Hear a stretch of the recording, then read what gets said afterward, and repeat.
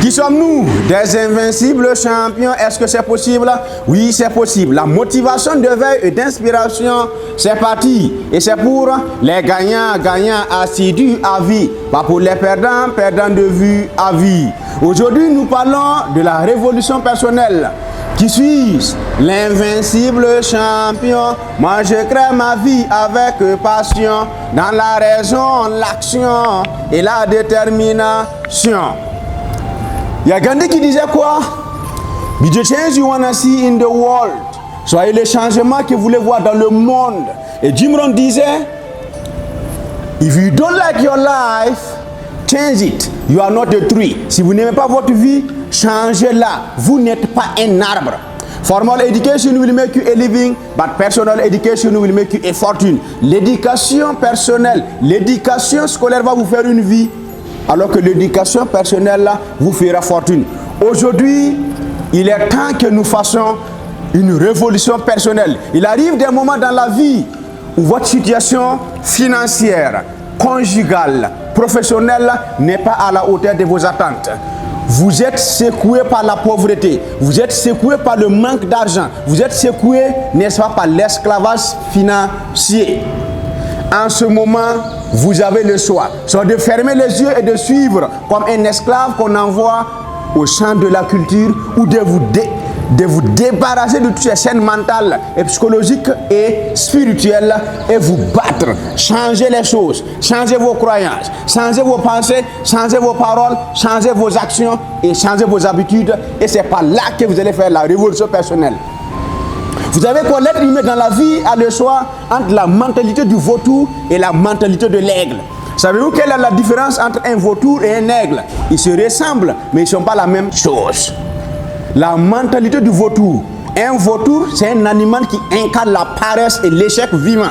C'est un animal qui incarne vraiment la définition parfaite de celui qui a raté son existence et son plan de vie. Le vautour ne mange que ce qui reste, ce que les autres ont chassé, consommé et laissé tomber, que lui il utilise. Il ne consomme que ce qui est pourri, ce qui est mort depuis plusieurs jours. Juste pour vous dire que lorsque vous avez la mentalité du vautour, vous allez vivre derrière vos promesses, vous allez vivre derrière vos rêves, vous allez passer à côté de votre existence et vous serez un fardeau pour l'humanité. Pourtant, si vous avez la mentalité d'un aigle, l'aigle c'est celui-là qui fait la révolution personnelle. Un aigle a de la vision, un aigle a de la force, un aigle a du pouvoir, un aigle a de la conviction, un aigle sache, un aigle a un plan, un objectif. Et il peut viser un objectif jusqu'à 300 mètres et il va voler, viser, aller avec force, aller chasser, capturer, n'est-ce pas? Sa victime est consommée jusqu'à la perfection. Et devinez quoi? Vous vous êtes rendu compte que les États-Unis, ils ont pris l'aigle comme sigle. Et vous savez pourquoi? C'est parce que non comptant des définitions que je viens de donner, des caractéristiques du comportement de l'aigle, à un certain moment dans sa vie, l'aigle fait ce que j'appelle une révolution personnelle. L'aigle, à 40 ans, se retrouve avec des cerfs qui sont devenus lourds, incompétents. Arrivé à un certain moment, l'aigle se retrouve avec un bec qui n'est plus pointu, un bec qui ne peut plus attraper très bien sa proie. L'aigle se retrouve avec des ailes qui sont devenues vraiment trop vieux, qui ne peut pas l'amener à des altitudes à la hauteur de ses attentes. Et l'aigle a le choix de prendre une décision fondamentale, formelle, qui va impacter positivement ou négativement sa vie. Comme le dirait notre Norbert Zongo, la vie est un choix. Il faut donc choisir. Et ne pas choisir, c'est toujours choisir parce que vous choisissez de ne pas choisir. Et c'est un choix dangereux. Et l'aigle choisit de faire sa révolution personnelle. Et ça consiste très simplement, l'aigle fait un effort d'envol même avec ses ailes qui sont devenues vieux, et atteindre un sommet d'une montagne. Il va rentrer en hibernation dans un trou pendant 5 mois. Et pendant ces 5 mois, la première étape consiste à ce que l'aigle prenne son bec cogné au mur de la colline jusqu'à ce que ça se détache. Ça coule, ça saigne, ça fait mal, mais il le fait quand même. Ensuite, il va patienter une certaine période et son bec va reprendre sa forme. Il va utiliser ce même bec pour arracher ses serres. Autrement dit, ses ongles. Ça fait encore très mal, ça saigne, ça fait couler les larmes, ça fait souffrir, mais il le fait quand même. Parce que c'est une question de vie ou de mort, c'est une question de succès ou d'échec, c'est une question d'impact ou de submission. Et ensuite, il patiente jusqu'à ce que les deux la repoussent et il va arracher encore ses vieux ailes.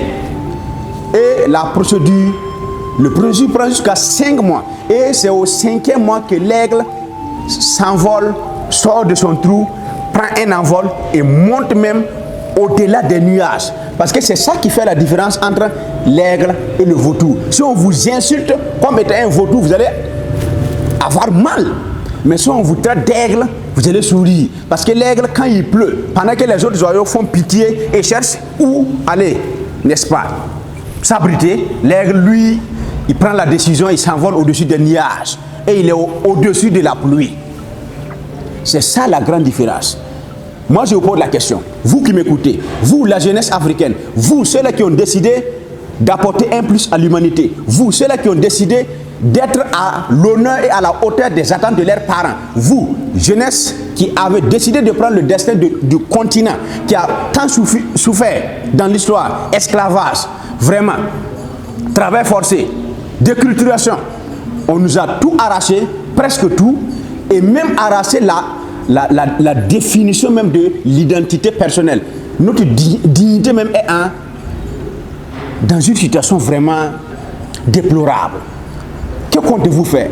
Allons-nous faire une révolution personnelle, ensuite des révolutions familiales, ensuite des révolutions nationales et enfin des révolutions continentales, prendre notre destin en main, ou bien nous allons continuer à suivre?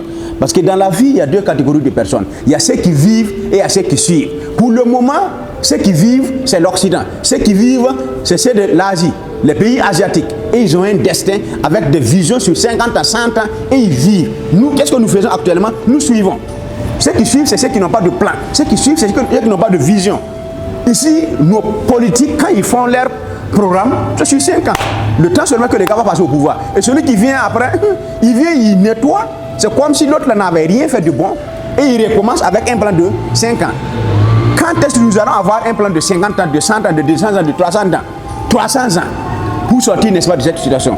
Juste pour vous dire qu'il est temps de faire la révolution personnelle. Est-ce que c'est possible? Oui, c'est possible. Impossible, abandon, échec n'existe pas dans notre dictionnaire d'action. Nous avons honte du facile dans l'action. Nous filtrons le difficile pour notre perfection. Est-ce que c'est possible? Oui, c'est possible. La motivation d'éveil et d'inspiration, ça continue et c'est pour les gagnants assidus à vie. Pas pour les perdants de vue à vie.